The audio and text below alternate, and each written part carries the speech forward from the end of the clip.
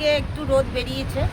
কালকে তো অনেক বেলাতেই রোদ বেরিয়েছিল, কিন্তু তেমনও চড়া রোদ ছিল না। আর 3 দিন ধরে 4 দিন ধরে যেরকম ওয়েদার ছিল সব জায়গাতেই পুরো মেঘলা, সেরকম ঝোড়ো হাওয়া। আমরা তো ভেবেছিলাম জানি না আজকের দিনটা কী হবে। তাও কালকের পিকনিকটা বেশ ভালোই হয়েছে, খুব একটা ঠান্ডা ছিল না, একটু হাওয়া বইছিল সেটা ঠিকই। তবে আজকে একটু রোদ বেরিয়েছে, তো আজকের প্রোগ্রামটা আশা করি খুব ভালোই যাবে। আর তোজোটা একটু কাশছে যদিও, তো ব্যাপার না, এমনি ওষুধ তো চলছে। সকাল দিকে একটু কাশে আর রাতের দিকে একটু কাশে, তার বেশি না। আর এখন বাজে 9টা, আমরা এবার রেডি হব। আর মিমির 11টা থেকে আবার পরীক্ষা আছে, তো পরীক্ষা দিয়ে ওইদিকে ডাইরেক্ট চলে যাবে, আমরা এই দিক দিয়ে যাব।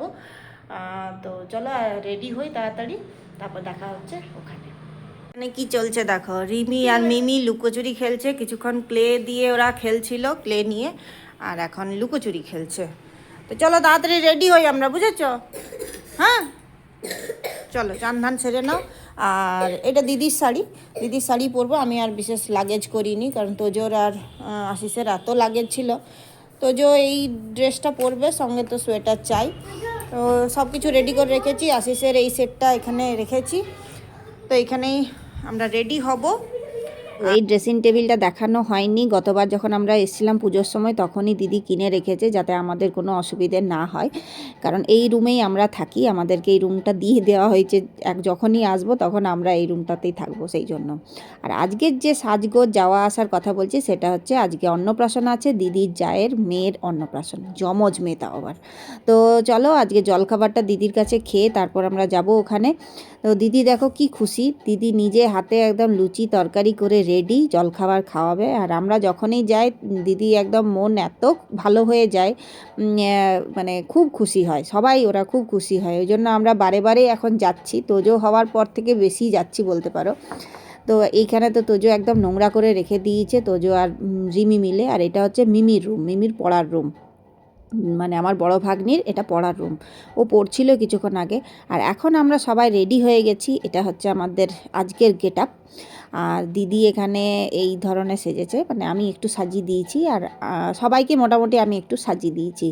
রিমিকে স্পেশালি, রিমি আমার কাছে সাজবে বলেই কিন্তু আমাকে বারবার ফোন করছিল যে মামিকে আসতেই হবে, কিছু না কিছু করে আসতেই হবে, কারণ আমাকে সাজাবে কে। তো ও খুব সাজতে পছন্দ করে, আর আমারও ওকে সাজাতে খুব ভালো লাগে। তো চলো, এখন দেখতেই পাচ্ছ আমরা অন্নপ্রাশন বাড়িতে পৌঁছে গেছি, সব গেস্ট মোটামুটি এসেই গেছে, আর আমরা একটু লেটেই কিন্তু পৌঁছেছি।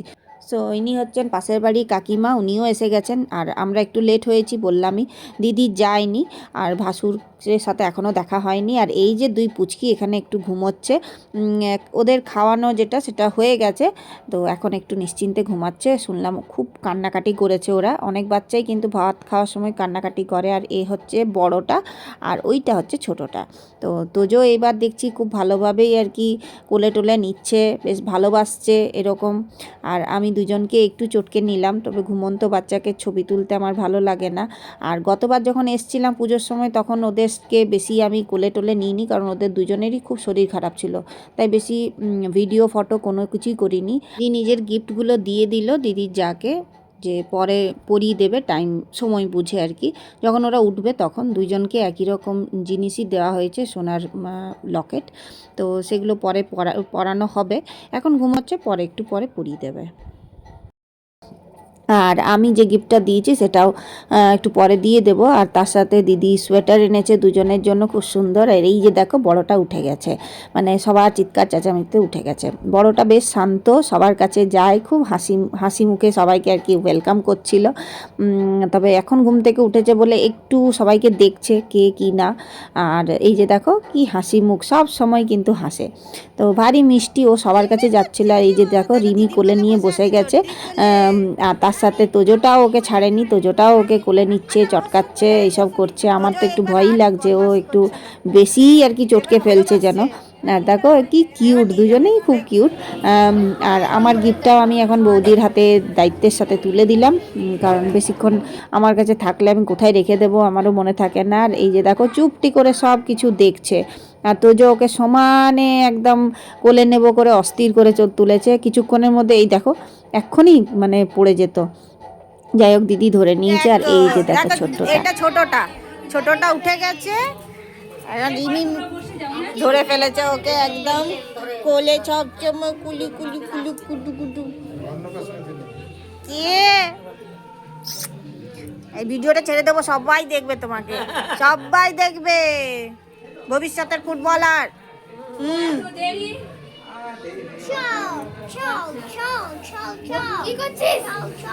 ও হাতগুলো বল। আর এখানে যেখানে স্টেজ হয়েছিল সেখানে আমরা এলাম একটু ছবি তুলবো বলে। তো বড়টা তো শান্ত, তাই জন্য অসুবিধা নেই, ও চুপটি করে বসে আছে দুই বোনের কাছে। কিন্তু ছোটোটা যে সে কিন্তু বসে থাকবে না, তাকে কোলে নিয়ে ঘুরে বেড়াও একদম, তাহলে ও শান্ত। দেখো আমি ওর সাথে কথা বলছি, কবিতা বলছি, গান শোনাচ্ছি, তখন ও সুন্দর চুপ করে বসে আছে, যেন ও আমার কত যেন চেনা।